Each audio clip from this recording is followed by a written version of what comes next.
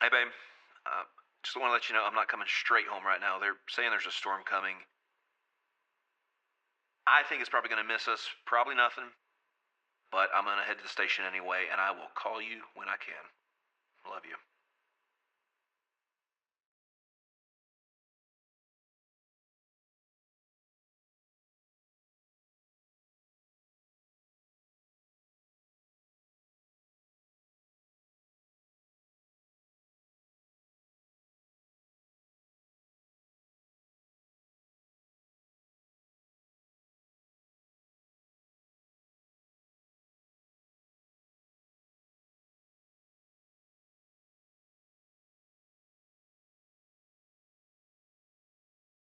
In the mountains, hurricanes are different. It's rushing water, it's landslides. When your town is on its knees, one of the last things you're thinking about is connectivity until it's gone.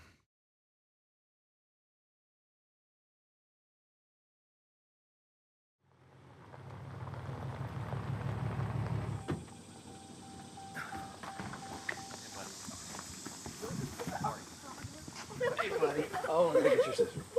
Come here, baby. Best hug in the world? I don't know what time it was, 9 or 10 o'clock. It was mid-morning. And I was trying to get back home, and I couldn't. And I called you, and I said to you, Stace, I cannot get back home. And you don't get nervous about things, and you sounded nervous. Yeah. And then the power went out.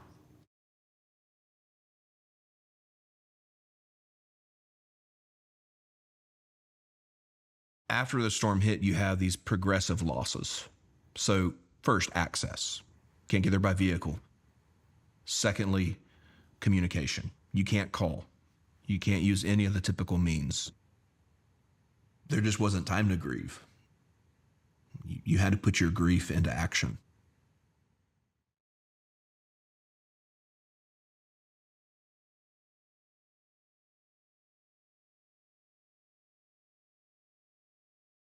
Without connectivity, people can die.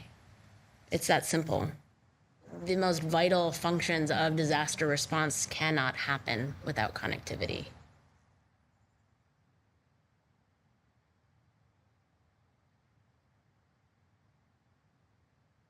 So what I remember was really the barrage of emails. We had a number of employees that were directly impacted. We got several emails asking for help rescuing people, and that had never happened before. The roads weren't accessible, so we were talking about taking helicopters to be able to access these sites. We respond to disasters all around the world, but when it's here, so close to home, it just hits you differently. Cisco Crisis Response is a dedicated team within Cisco that focuses on humanitarian and disaster response. We leverage our expertise, our technology solutions, our people, financial resources to securely connect and empower communities in crisis. When the infrastructure is down, that's when the clock starts ticking for us.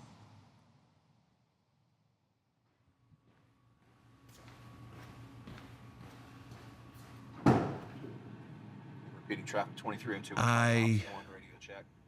cannot describe in words what it's like to know that someone needs something and having no ability to help. That's a gut-wrenching feeling.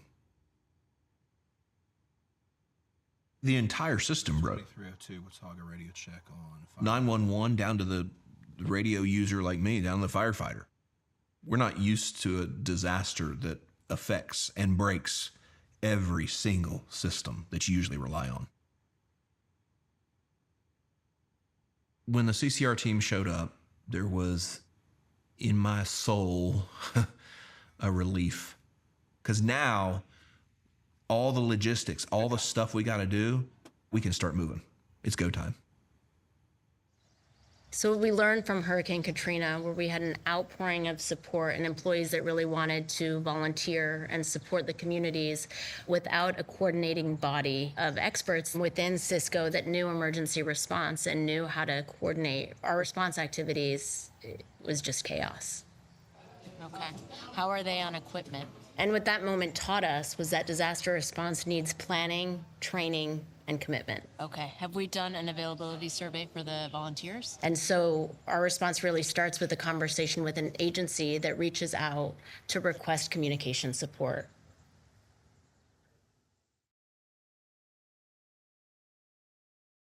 You're not the same person after a storm like this that you were before it.